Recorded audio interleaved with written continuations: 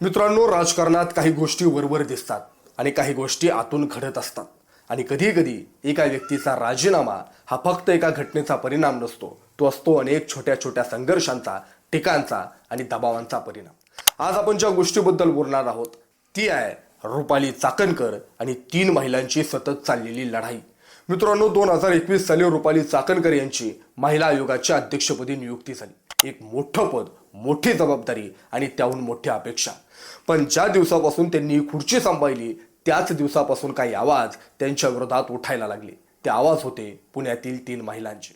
पहिलं नाव रुपाली पाटील ठोंबरे, दुसरं नाव सुषमा अंधारे आणि तिसरं नाव संगीता तिवारी.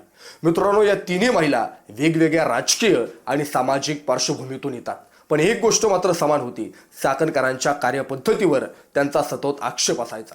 सुरुवातीला हे फक्त मतभेद वाटत होते, पण हळूहळू हे मतभेद आंदोलनात बदलले आणि आंदोलन संघर्षात. मित्रांनो, राजकारणात टीका नवी गोष्ट नाही, पण जेव्हा ती सातत्यानं पुराव्यांसह आणि आक्रमक पद्धतीनं होते तेव्हा ती थेट प्रतिमेवर परिणाम करते. पहिला मोठा संघर्ष उभा राहिला फलटणमधील महिला डॉक्टर आत्महत्या प्रकरण. या प्रकरणात चाकणकर यांच्या काही विधानांवर प्रश्नचिन्ह उपस्थित करण्यात आलं. रुपाली पाटील ठोंबरे यांनी उघडपणे आक्षेप घेतला आणि थेट पुण्यात आंदोलन छेडलं. मित्रांनो, इथे एक वेगळीच गोष्ट, दोघे एकाच पक्षात पण संघर्ष मात्र सार्वजनिक. हा फक्त राजकीय वाद राहिला नाही, तर तो वैयक्तिक पातळीवर गेला. पाटील यांनी आरोप केले, प्रश्न विचारले आणि इतकंच नाही, सरकारकडे चौकशीची मागणी केली. दरम्यान दुसरं प्रकरण समोर आलं, वैष्णवी हगवणे आत्महत्या प्रकरण. इथंही महिला आयोगाची भूमिका उशिरा आणि कमकुवत असल्याचा आरोप झाला.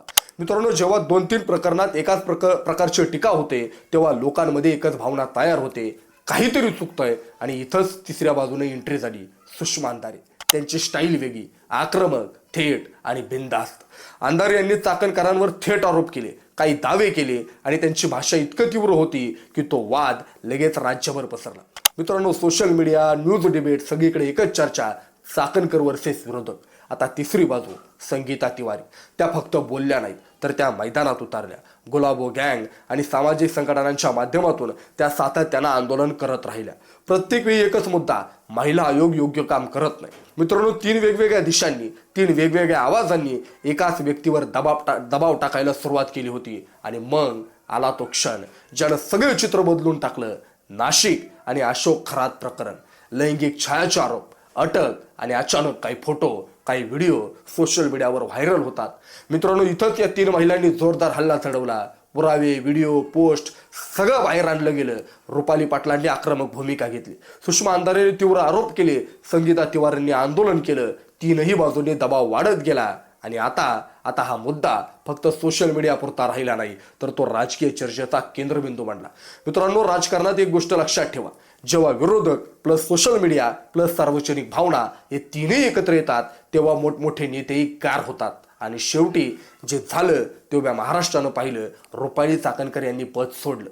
पण प्रश्न अजूनही जिवंत आहे, हा राजीनामा फक्त एका व्हिडिओमुळे झाला का या 3 महिलांनी आधीच जमीन तयार केली होती? हा फक्त योगायोग होता की प्लॅन केलेली रणनीती?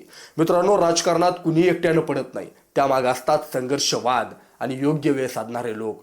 खुर्ची हलते तेव्हा आवाज होत नाही, पण पडताना संपूर्ण राज्याला कळलं आणि इथंच आवाज आधीच सुरू झाला होता. मित्रांनो, तुम्हाला काय वाटतं?